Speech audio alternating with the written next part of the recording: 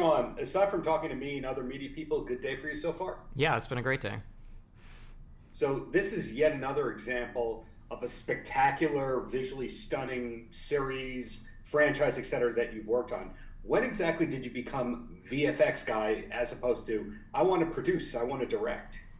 It's well, my brother actually started a visual effects company in Winnipeg, Manitoba, years and years and years ago, and he had me coming in and just helping out with random things when I was like way too young to be doing that. And anyway, so like I've been thinking about this stuff for a while, and I briefly thought about doing something else, but like it was always it's such like I love collaborating with people, and I love to be in this like creative collaborative environment in this way that is like that it's such a crazy human endeavor. Right. Not everybody who's into VFX is a monster person. When did you get into monsters and or horror? Yeah, I remember watching Godzilla when I was young, and it didn't fully make a big impression on me. Well, it did. It did make an impression on me, but I didn't quite get it all.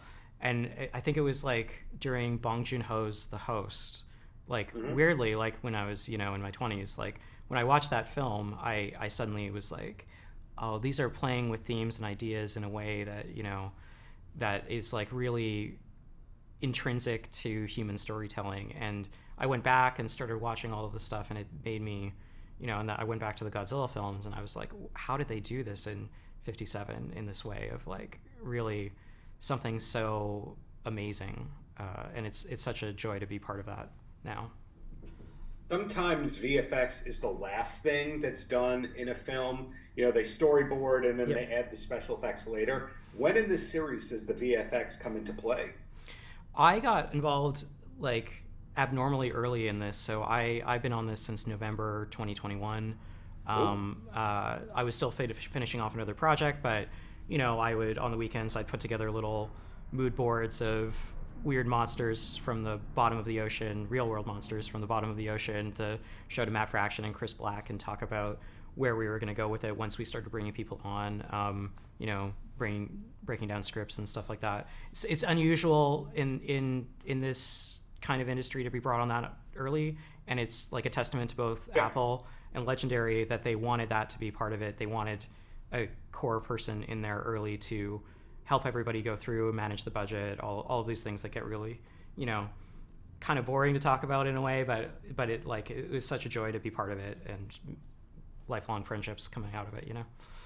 And kind of a loaded question here, but is there a particular highlight that you had from working on this series? I mean, we shot on a glacier with Kurt Russell. Like, what else?